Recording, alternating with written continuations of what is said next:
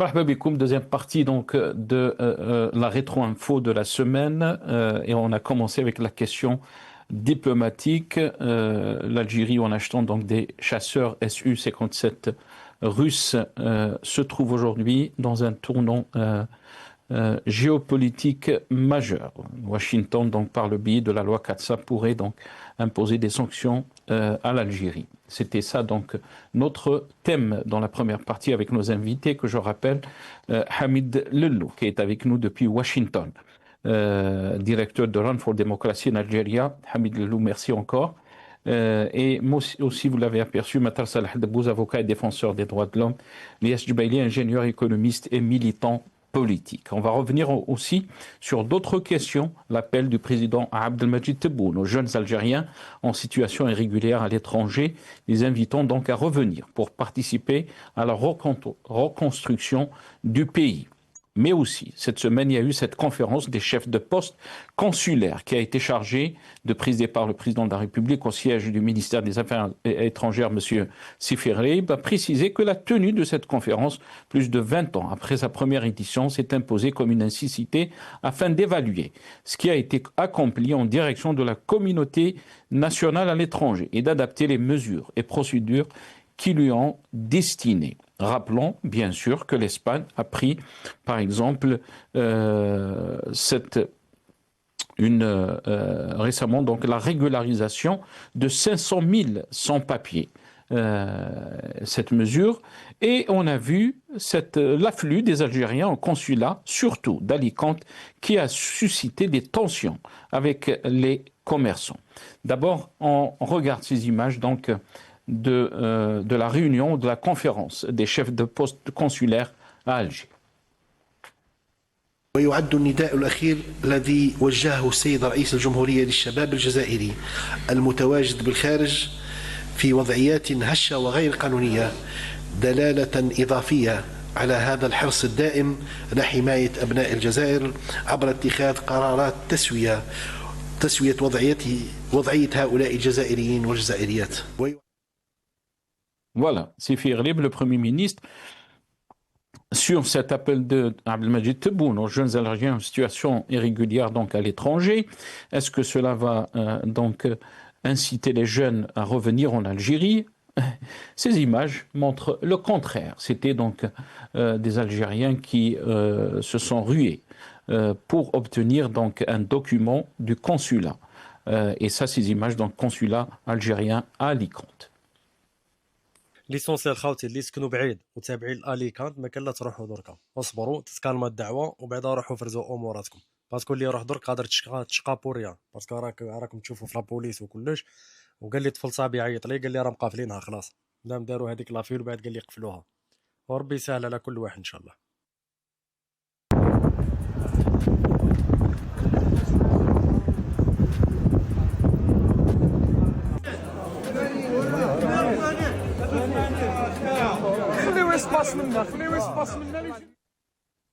Voilà, donc vous avez vu ces images d'Algériens qui se sont rués donc au consulat algérien, surtout celui d'Alicante, pour obtenir donc des documents pour régulariser leur situation en Espagne, puisqu'il y a eu donc cette mesure qui a été prise par l'Espagne, les autorités espagnoles, pour régulariser 500 000 sans-papiers. Donc, est-ce que vraiment l'appel du président Abdelmadjid Tebboune aux jeunes Algériens en situation irrégulière à l'étranger va marcher? Ces jeunes vont revenir en Algérie. On a vu ces images qui disent le contraire. Hamid Lellou, votre réaction par rapport à cette question?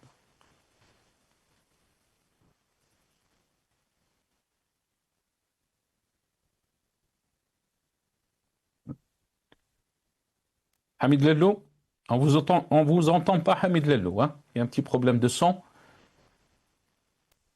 Allez, on va essayer de régler ça avec nos amis de la régie. Maître Salah Debbouz.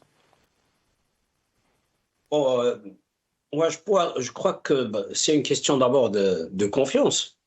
Les gens qui peuvent avoir confiance en le discours de Tebboune et des autorités et qui n'ont pas, ne peuvent pas ou ne veulent pas rester dans un pays étranger, qui veulent rentrer, et ils vont rentrer s'ils ont confiance. Pourquoi pas? C'est une question aussi d'intérêt. chacun, il s'installe là où il y a ses intérêts. Il ne faut pas dramatiser la situation. C'est pas un crime. Hier, Tebboune, dans sa déclaration, a dit les Algériens qui se trouvent à l'étranger ne peuvent pas vivre tranquillement s'ils ne sont pas au service de quelqu'un qui les paie pour trahir leur pays. Mais il parle de quoi? Et les responsables qui vivaient à l'étranger avant de revenir en Algérie, et ses enfants à lui qui vivent à l'étranger, donc ils sont employés chez des gens qui les payent pour trahir l'Algérie. Non.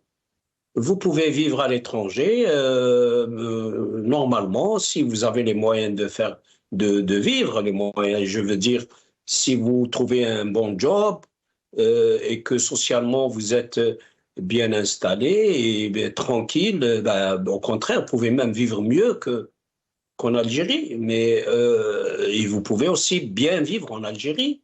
Vous pouvez aussi vivre en Algérie mieux qu'à l'étranger si vous avez les moyens de vivre en Algérie dignement et correctement.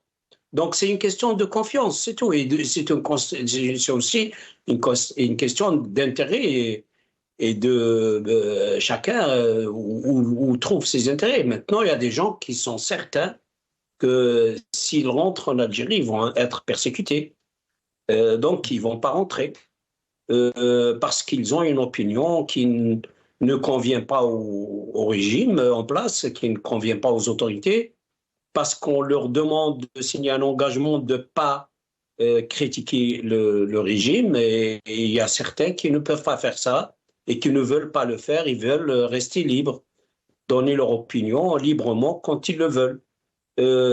Ça, Tebboune le conçoit comme une trahison, tant pis pour lui.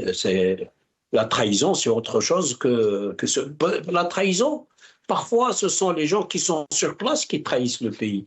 Ça, c'est les gens la trahison, parfois, ce sont les gens qui prennent de mauvaises décisions, qui trahissent le pays. Donc, voilà. C'est pas lancer un appel comme ça. Hein. Restez avec nous, Matar Salah Debbouz. Ilyas Jubaili, par rapport à cette question, bien sûr, on a vu ces derniers jours l'appel de Hamadi Tebboune aux jeunes Algériens en situation donc irrégulière à l'étranger, les invitant à revenir pour participer à la reconstruction du pays. Mais on a vu, bien sûr, comment les Algériens se sont rués vers les consulats en Espagne parce qu'il y a eu cette loi ou cette décision prise par les autorités espagnoles de régulariser 500 000 sans-papiers. On a vu les Algériens. Il y avait un afflux des Algériens au consulat d'Alicante, d'autres consulats. La preuve que ces jeunes ne veulent pas revenir en Algérie. Ilyas Jubaili. Tout d'abord, M. Tebboune et ses conseillers doivent poser la question primordiale, à savoir de faire un diagnostic sur cette jeunesse algérienne qui a tendance à fuir et à quitter le pays qui les a fait naître. C'est ça le diagnostic. La question, pourquoi nos jeunes quittent, fuient et préfèrent l'exil que de rester en Algérie. C'est ça le diagnostic. C'est-à-dire, on apporte ce qu'on appelle des solutions, comprendre pourquoi ces jeunes sont partis. Ils sont partis, c'est parce que les conditions de vie n'ont pas été satisfaites pour ces jeunes. Ils n'ont pas quitté le pays parce qu'ils voulaient quitter le pays. C'est parce que le pays ne leur donne rien. C'est parce que l'Algérie, tant rêvée, ne leur donne rien. C'est parce qu'ils voient, parce qu'ils sont submergés par un désespoir qui n'a pas de limite. Et c'est la raison pour laquelle ils préfèrent prendre la fuite et quitter le pays dans des embarcations de fortune au détriment de leur vie que de rester en Algérie. C'est ça la question. Maintenant, M. Tebboune et ses conseillers, ils veulent que ces jeunes reviennent. Est-ce que aussi ils ont posé la question? Est-ce qu'ils assurent une assise pour le retour, pour le travail, pour les insérer socialement, pour leur trouver du travail? Il y a une majorité d'universitaires en Algérie ne trouvent pas du travail, Nassa. Tout le monde le sait. Une majorité d'universitaires ne trouvent pas du travail. Des juristes qui quittent l'Algérie, des ingénieurs, des techniciens, des médecins, des chirurgiens dentistes, même des jeunes même des jeunes qui ont décroché sur le plan scolaire, qui devaient être réinsérés dans la vie active, ils ont trouvé les portes fermées. Qu'est-ce qu'il leur reste à faire? C'est de quitter le pays et espérer de trouver une vie meilleure que celle qui n'a jamais été en Algérie, tout simplement. Maintenant, regardez, l'Espagne qui souhaite régulariser ces jeunes ne vont pas rentrer en Algérie. Ils vont faire tout leur possible pour qu'ils soient régularisés et travailler dans le pays où il va leur offrir les conditions de vie. C'est facile de dire revenez, revenez, revenez. Nous avons vu, mais quand ils reviennent, il faut assurer des logements, du travail, des conditions de vie minimales pour un jeune, au fait. Donc, il y a une interconnexion de cette jeunesse mondiale. Quand un jeune Algérien voit quand il voit un jeune, je veux dire, d'un autre pays, espagnol, français, allemand, il se pose la question, pourquoi lui, ce pays lui offre toutes les conditions et moi non? À quoi ça sert l'indépendance, au fait, dans ce cas-là? Je reviens vers cette question, sans idéologie. Pourquoi nous avons eu cette indépendance? C'est pour que le peuple vive dignement.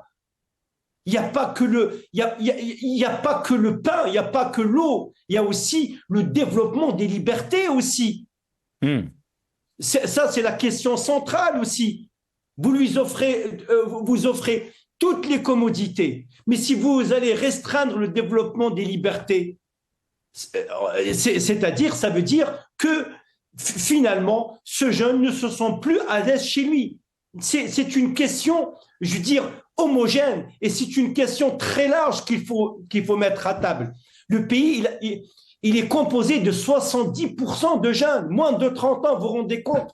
C'est que maintenant, M. Tebboune et ses conseillers doivent se poser la question, pourquoi l'Algérie n'a jamais voulu investir sur la jeunesse?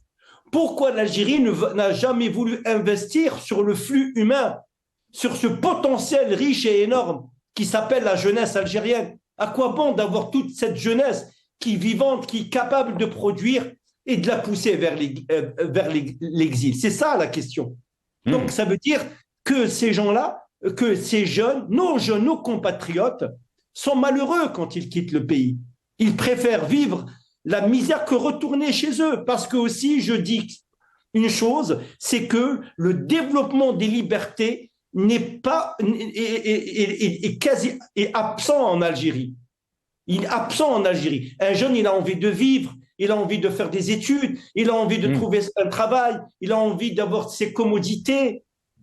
C'est ça. Un jeune, quand il quitte l'université, il ne trouve pas le travail parce qu'il faut un piston, c'est parce qu'il faut se le réinsérer et tout ça. Imaginons des jeunes qui viennent. Moi, je pense aussi, une pensée, Nassara, aux jeunes du rural algérien, dans l'arrière-pays.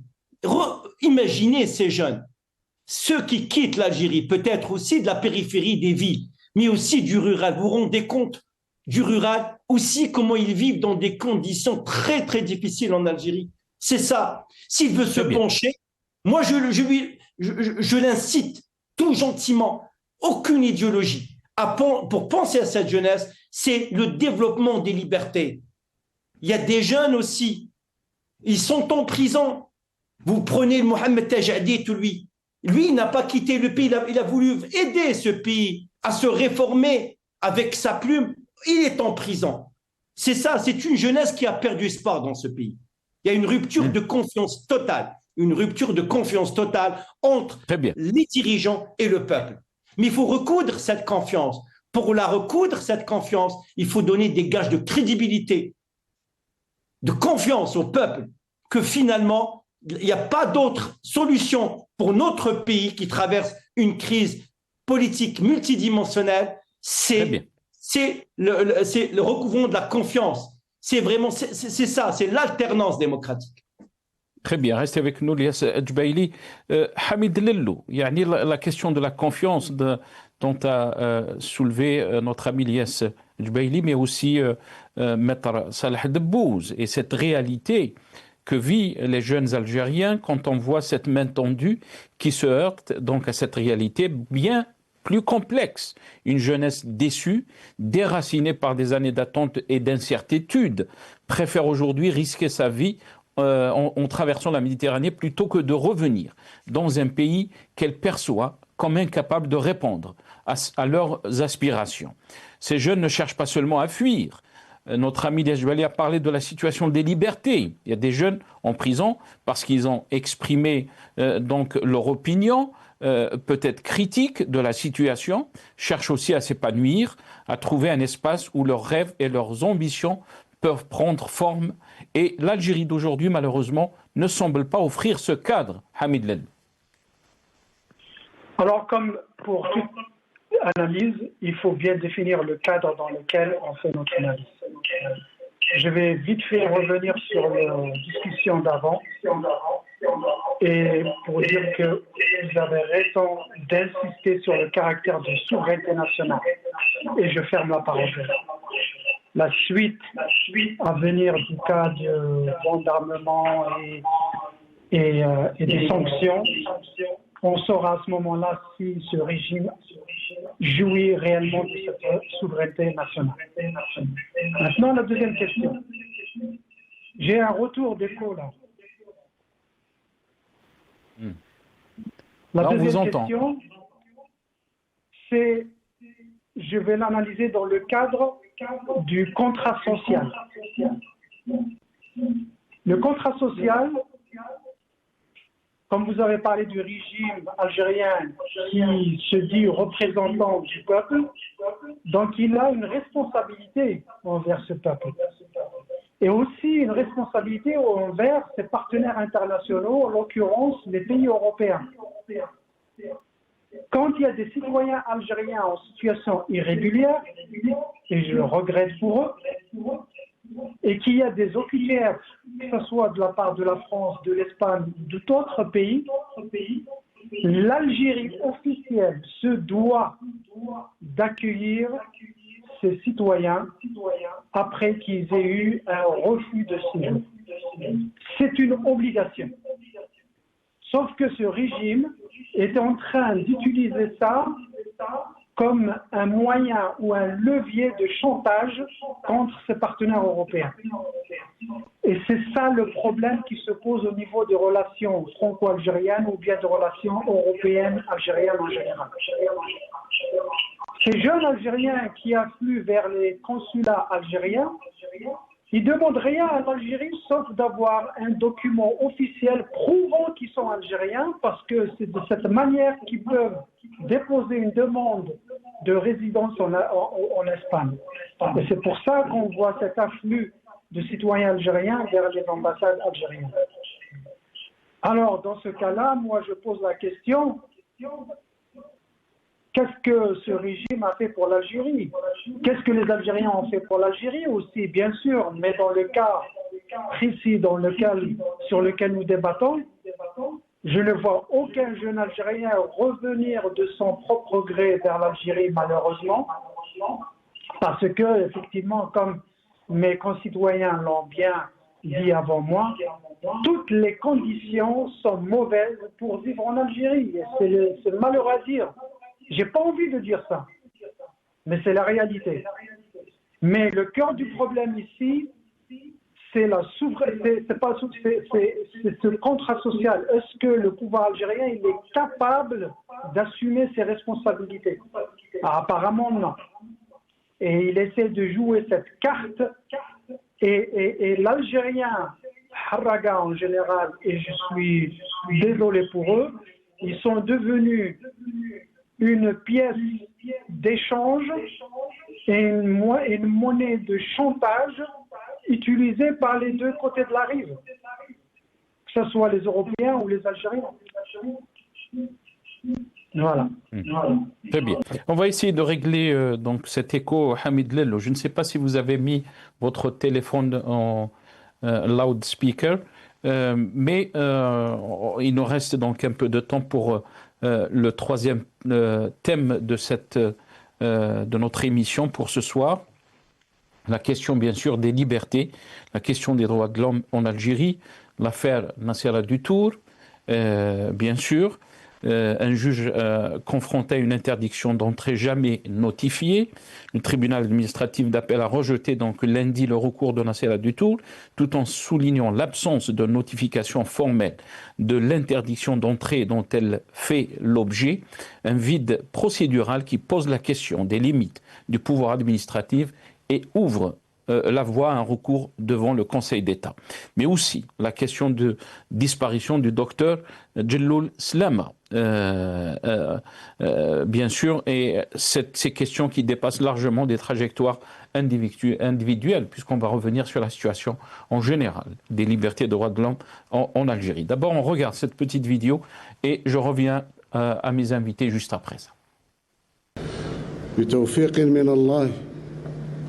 وبعزائم الرجال الحازمة والصادقة لخدمة الجزائر الغالية وشعبها الأبي نشهد اليوم لحظة انتصار تاريخي على طريق التحدي التنموي الذي خضناه بثقة وقناعة هنا في عمق صحرائنا الغالية والخالدة.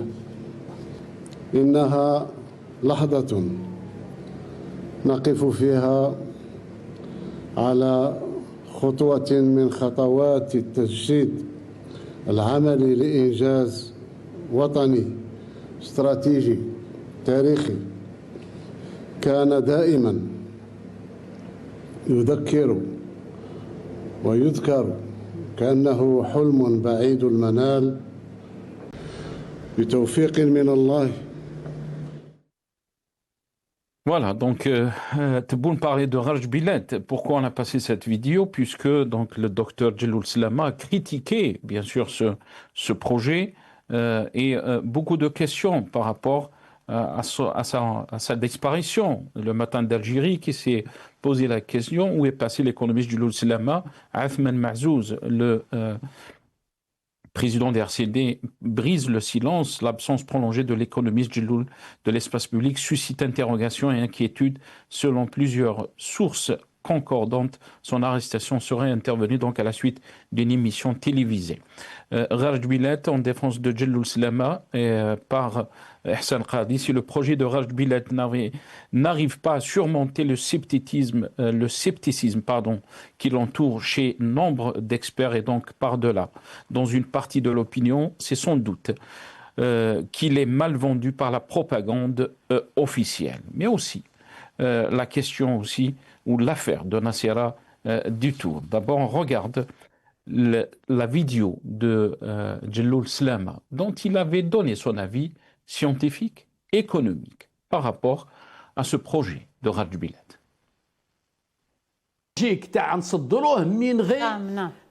Les chiffres sont là, quand est-ce qu'on sera rentable, on ne sera pas rentable. Les chiffres sont là, sur $80 la tonne, on produit 2200 actuellement. Moi, je peux dire facilement, je produis 5000, je vais agrandir. 5000 par $80, somme totale, 65 millions de dollars par an. 65 millions de dollars par an, ça fait 3,5 milliards de dollars, باش ترونتابيليزيها تحتاج 50 سنة. Voilà, donc ça c'est l'affaire Djelloul Slama, du docteur Djelloul Slama qui a donné donc son avis dans ce passage. Rappelons que c'était sur la chaîne Al-Hayat, une chaîne privée algérienne. Et vous allez voir aussi la question ou l'affaire de Nassera Dutour. Bien sûr, cette affaire qui pose beaucoup de questions et qui soulève beaucoup d'interrogations. Un juge donc confronté à une interdiction d'entrée jamais notifiée, puisque rappelons donc que Nassera Dutour a été refoulé de l'Algérie, de son propre pays. On regarde ces images donc qui sont une façon de dire qu'on est avec Nassera Dutour, avec sa situation. On regarde ces images et je reviens à vous juste après. نصيرة راهي غايبة، احنا رانا حاضرين في امن في مكانها، وين تكون رانا ندافعوا عليها، حتى لازم تدخل لبلادها، رانا يد وحده. 5000 مفقود، 5000 عائلة جزائرية، Nassera est la mère de tous les disparus des 4 coins de l'Algérie. Nous voulons revoir Nassera, qui est notre mère, notre sœur, qui a voulu faire la lumière sur tous les disparus. Nous sommes tous Nassera.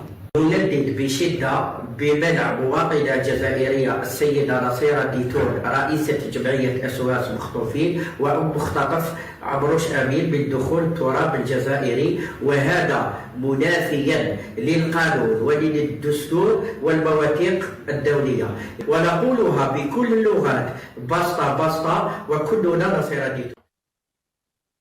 Voilà, donc nous sommes tous Nassera, donc c'est des images en solidarité avec la fête de Nassera du Tour. Maître Saleh Debou, je vais commencer cette question avec vous.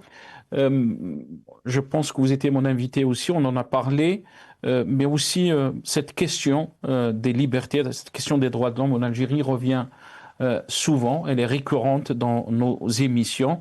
Qu'est-ce qu'on peut dire par rapport à la situation de Djelloul Slama, ce docteur scientifique qui avait critiqué un peu le projet de Raj Biled et bien sûr des nouvelles maintenant, on en a des informations concernant sa situation puisque le journaliste algérien Ali Boukhlef a confirmé donc son mandat de dépôt dans un post sur X, anciennement donc Twitter. Qu'est-ce que cela nous révèle de la situation ou de la gravité de la situation des droits de l'homme et des libertés en Algérie, surtout avec le cas aussi de Nassera du Tour? Slama n'a pas critiqué le projet de Raj Biled, il a juste clarifié la situation. Il a dit que c'est un investissement qui ne peut pas être rentable dans les médias. Et ça, c'est tout à fait normal. C'est un investissement lourd. Vous dépensez plus de 3 milliards de dollars, vous vendez à tel prix l'unité, et il a fait son calcul, il a dit c'est dans 50 ans que cet investissement va s'amortir, et en ce moment-là, on pourrait commencer à faire des bénéfices. C'est quelque chose de, j'allais dire, de naturel.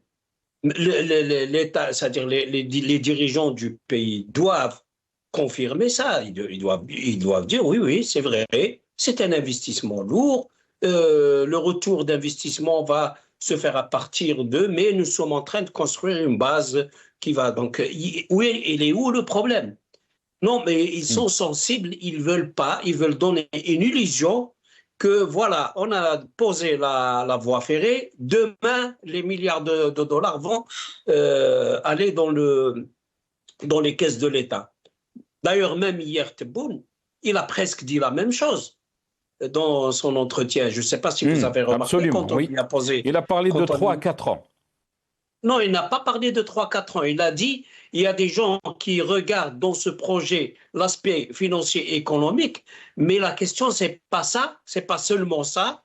C'est-à-dire, ça sous-entend que ces aspects-là ne sont pas pris en considération maintenant, mais il y a l'aspect politique. Donc, c'est encore pire. C'est-à-dire, politique, c'est politicien. Donc, c'est-à-dire, nous, lui, je veux dire, quand je dis nous, c'est-à-dire, lui, il dit nous, on est en train de faire de la politique de ce projet. Donc, peut-être qu'il ne sera même pas rentable dans 50 ans, je ne sais pas. Alors, bon, maintenant, parce que quelqu'un a dit quelque chose qui ne va pas exactement dans le sens des illusions, parce que c'est des illusions qu'ils essayent des illusions voulues par les dirigeants, on le met en prison. Donc, voilà, c'est ça la situation des libertés en Algérie. Pour Nassera Ditour, écoutez, elle, par l'intermédiaire de ses avocats, elle a fait une requête devant le juge administratif pour lui dire que j'étais interdit de venir en Algérie. Le juge, j'allais dire bêtement, il traite des papiers, c'est comme s'il n'y a pas d'humain. Il regarde dans le dossier, moi je ne trouve pas de décision d'interdiction, donc il n'y a pas d'interdiction. Qu'est-ce qui empêche ce juge de convoquer Nassera Ditour? Déjà pour savoir si elle peut venir. Déjà, ça c'est de un. De deux, écoutez son témoignage. et demander des explications, peut-être même l'identification de la personne qui l'avait interdit. C'est ça la justice. Non. Ce n'est pas de voir et de dire non, il vous manque tel papier, donc votre affaire ne peut pas être traitée par la justice. C'est comme si quelqu'un, excusez-moi le terme, disait à un citoyen, allez voir ailleurs. Allez-y voir ailleurs, c'est pas chez moi que vous allez trouver. J'ai une bonne excuse pour vous refouler votre affaire au niveau de la justice aussi. Après être refoulé physiquement à l'aéroport, votre affaire est refoulée devant le tribunal aussi. Donc, vous voyez qu'il n'y a aucun respect, il n'y a eu aucune tolérance. Le citoyen n'est pas considéré en Algérie, malheureusement, même s'il a donné un avis académique sur une question économique avec des arguments techniques très vérifiables. Il a essayé de simplifier tout ça.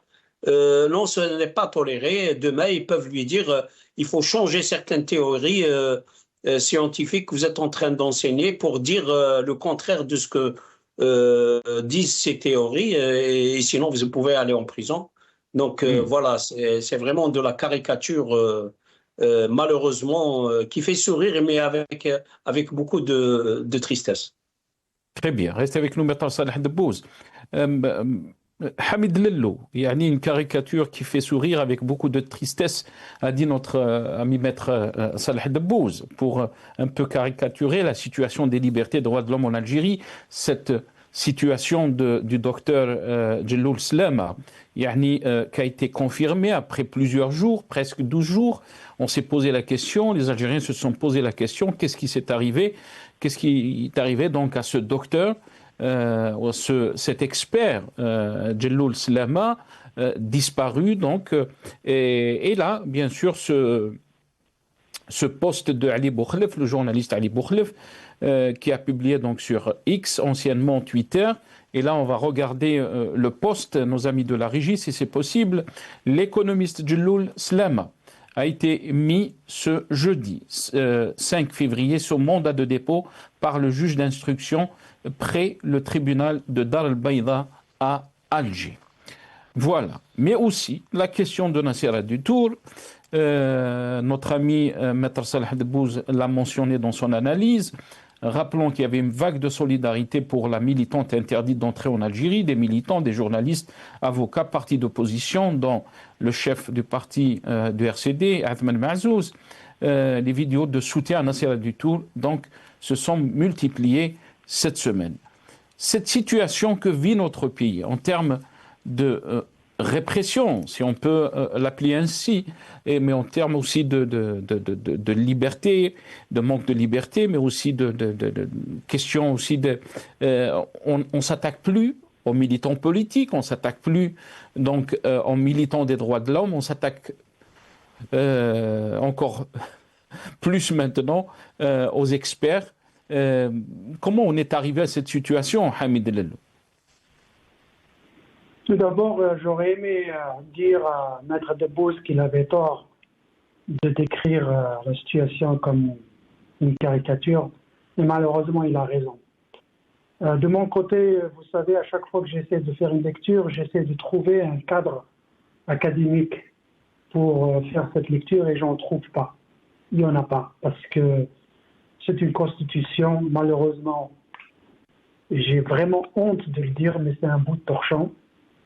Le seul article, il y a deux articles qu'ils appliquent, c'est le 87 bis et le nouvel article de Tabi al-Wataniya ou je sais pas quoi, où ils mettent tout le monde dans le même sac. Si vous êtes contre eux, ou si vous n'êtes pas d'accord avec eux, vous êtes contre l'Algérie. Et par conséquent, ils peuvent se permettre de faire ce qu'ils veulent. D'ailleurs, ça ne me surprend pas que ce juge sorte une note pareille, mais le juge, ça passe au-dessus de sa tête. Maître Debbouz, il a certainement beaucoup d'anecdotes à partager, s'il veut ou s'il peut partager. On sait que les décisions sont prises ailleurs. Le centre de décision, quelles que soient les décisions, à chaque fois qu'il y a une décision qui touche à la politique, qui touche à certains intérêts primordiaux, la décision est décentrée, elle est ailleurs. Oui, un juge il peut prendre des décisions quand il y a un petit litige entre deux personnes, comme ça ça peut se faire dans les règles de l'art. Ils peuvent appliquer la justice. Mais dès que ça a un caractère politique, ça a un caractère où les gains sont trop importants pour ces clans dans ce régime, la Constitution.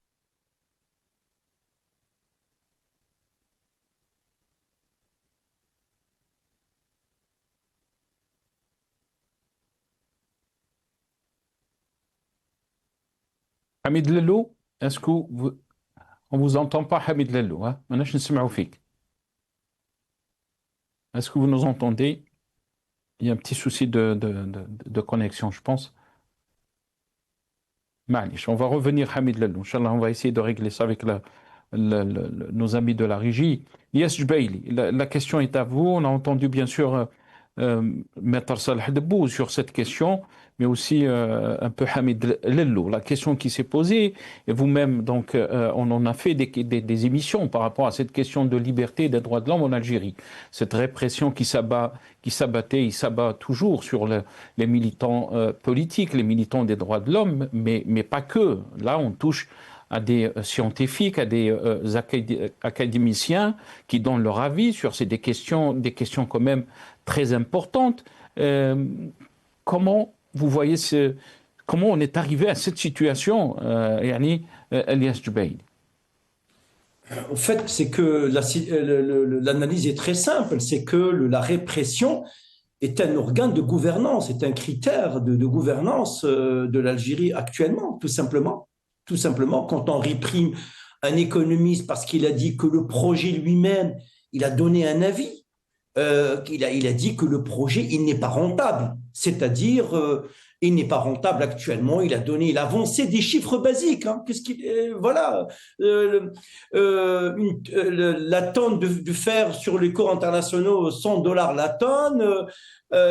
Avec des traitements, donc vous rajoutez des coûts, vous supprimez le phosphore, donc il y a un coût qui se rajoute, et par conséquent, vous arrivez à 65 voire $70, $35, c'est rien pour un investissement de grande envergure qui nécessite la contribution à outrance du trésor public algérien et par conséquent et par ricochet l'argent du peuple algérien. C'est-à-dire que la rentabilité va se faire dans 50 ans, 60 ans. Il fallait que le pouvoir algérien, il fallait que M. Tebboune le dise de façon concrète, tout simplement, ne serait-ce que par respect au peuple algérien. De dire, écoutez, le projet de garage Billette, c'est un projet sur le plan économique, on n'attend pas un retour sur investissement, où la rentabilité n'est pas souhaitée sur le court terme, ou peut-être elle va être que sur le long terme, mais c'est un coup de poker, c'est un enjeu géostratégique pour donner une certaine stratégie, une certaine souveraineté, entre guillemets, à l'Algérie, tout simplement. Il fallait dire ça avec des mots, mais comme ils n'ont pas ce courage, comme ils n'ont pas cette crédibilité et cette confiance qui est rompue, donc ils sont dans les mensonges. Mais au fait, on l'a décortiqué. Je ne vais pas citer un nom d'un grand professeur qui a travaillé avec Abdeslam, Allah yarhamou. Depuis 40 ans, il m'a dit, j'étais sur le projet depuis 40 ans. 40 ans, il m'a dit 40 ans. C'est que le projet, il a vu le jour 1964 par le Centre géologique des mines de France et qui supervisait ces minerais de fer dont la découverte était en 1952. Ça remonte. Mais on dit, on le redit. Même notre ami Sidi Mned, il a dit, il n'y a pas de procédé, il n'y a pas un traitement chimique à l'instant T où on parle. Il n'y a pas parce que on le dit de façon scientifique, de façon rationnelle, que le fer, il est constitué de plusieurs formes, dont la teneur est très forte en termes de phosphore. Donc, il faut une déforation, donc il faut réinvestir des usines in situ quand vous extrait votre minerai, ça va demander un coût additionnel, des coûts terribles, des coûts de transport pour l'acheminer vers Oran, après pour l'exporter. Est-ce que vous allez nous dire qu'on va le passer par le complexe de Blara de Gigène, dont la capacité maximale est de 5 tonnes? Il faut dire au peuple, respectez votre peuple de grâce. Ahtarmou sha'b. C'est pas possible, c'est le respect du peuple. Même votre propre peuple, vous le respectez pas. Comment voulez-vous que le peuple vous fasse confiance? Revenons à la question de Nassera Dutour, qui est la mère du collectif des familles des disparus en Algérie, qui a fait un travail formidable, parce que c'est une femme courageuse qui a toujours pensé militer pour une commission vérité et justice, pour que les disparus, au moins, et on ne les oublie pas, pour qu'ils aient un nom dans ce pays, dont le pouvoir n'a pas voulu les mettre à jour. C'est pas possible. C'est inhumain. C'est inhumain, une famille reste sans nouvelles d'un disparu. Comment faire le deuil? Comment compléter le deuil? Comment finir le deuil? Et c'est respecter votre peuple et ceux qui sont morts.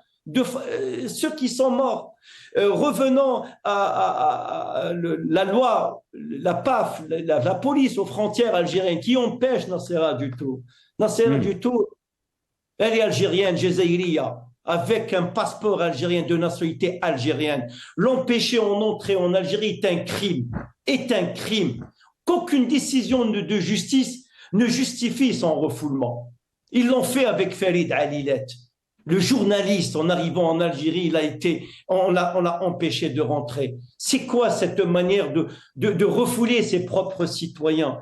Vous voulez les rendre des apatrides déjà? Comment voulez-vous qu'un peuple vous fasse confiance? Nasser, vous m'écoutez? Oui, très très bien. Je me pose la question, le régime, comment il réfléchit, Nasser, tout simplement. Comment il veut un débat apaisé, comment il veut une Algérie apaisée.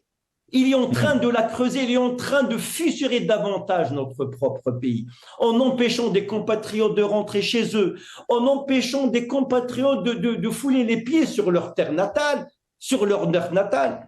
J'en suis sûr, Maître Debbouze, qui est algérien, pourquoi ne peut pas rentrer? Je me permets de dire ça aussi. C'est un Algérien, c'est un avocat aussi. Pourquoi il ne peut pas rentrer chez lui? Pourquoi moi? Pourquoi tant d'autres? Qu'est-ce qu'on a fait?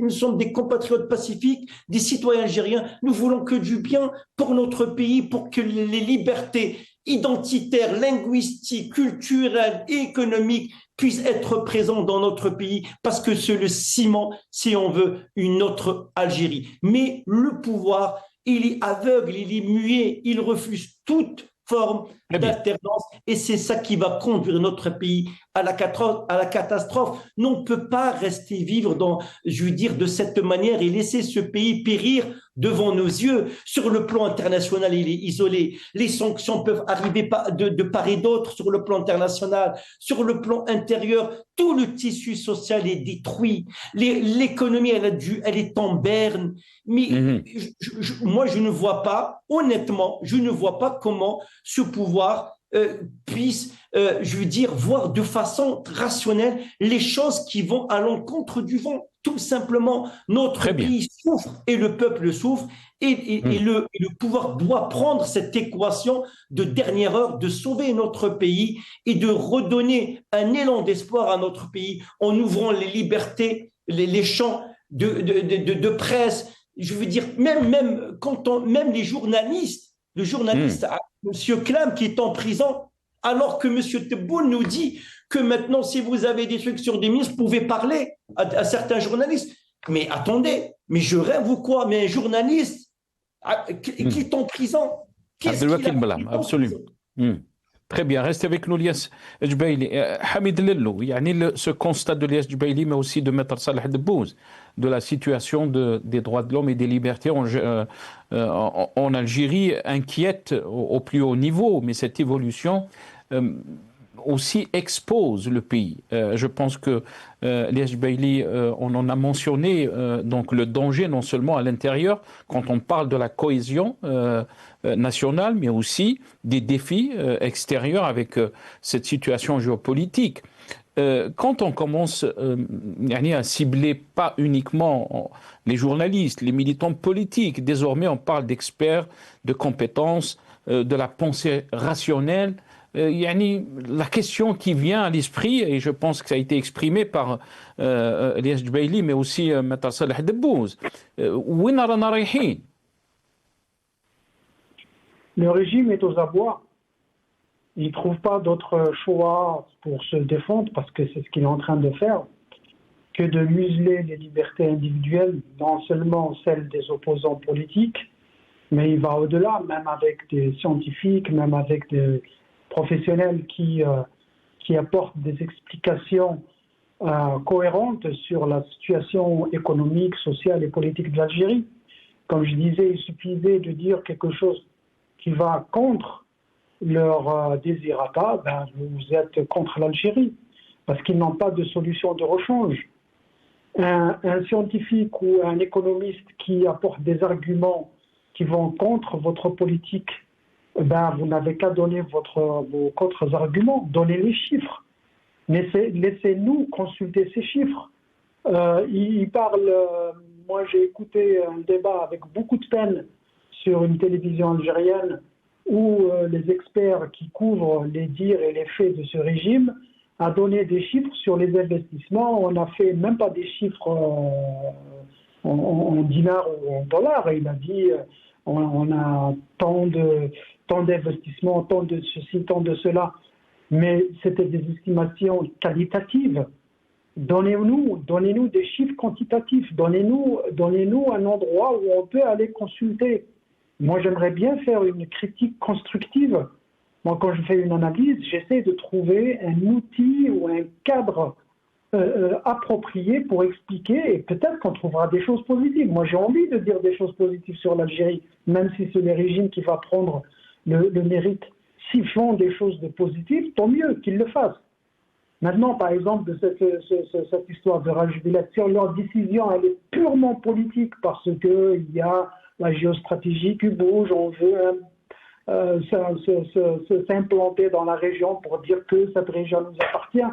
S'il y a un doute dans leur tête, il n'y a pas de doute dans la tête d'aucun Algérien. La Raj Bilal appartient aux Algériens, appartient à l'Algérie.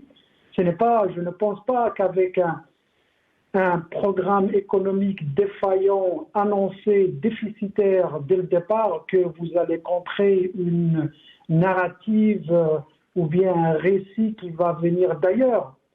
Il faut être cohérent dans la manière dont ils font la politique. Et enfin, nous sommes des Algériens. Permettez à tous les Algériens de défendre l'Algérie. Et avec ce comportement de bafouer la Constitution, de ne respecter aucun article, il n'y a aucune décision de justice. Ils prennent des décisions comme ça, à l'aveuglette, parce qu'ils en ont envie, et ils espèrent que ces mêmes Algériens vont les défendre. Non, on va défendre l'Algérie, bien sûr, mais jamais le régime.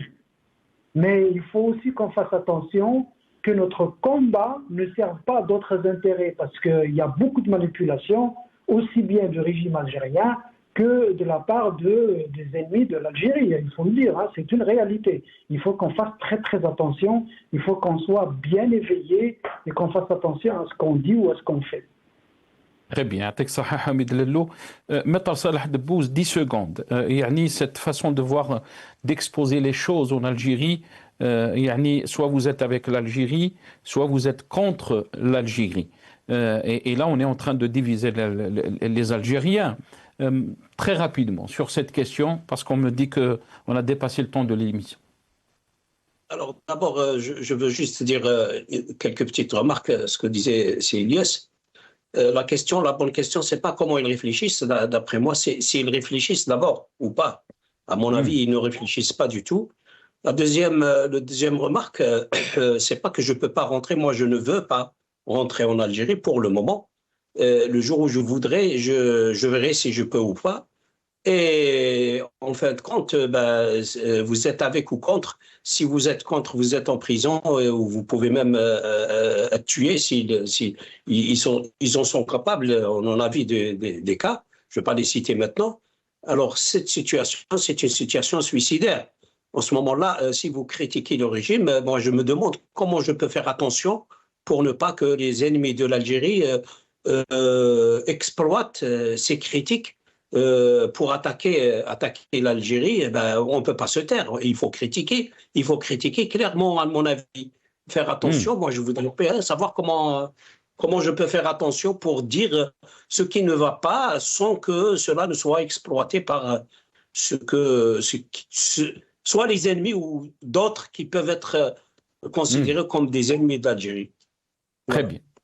Yatek Saha, Maître Salah Debbouz, on est arrivé à la fin de cette émission. Je remercie mes invités pour ces presque 2 heures de débat par rapport à l'actualité algérienne, pour votre patience et pour votre aussi analyse qui sont très pertinentes. Merci à Hamid Lelou, directeur de Run for Democracy en Algérie. Vous étiez avec nous depuis Washington.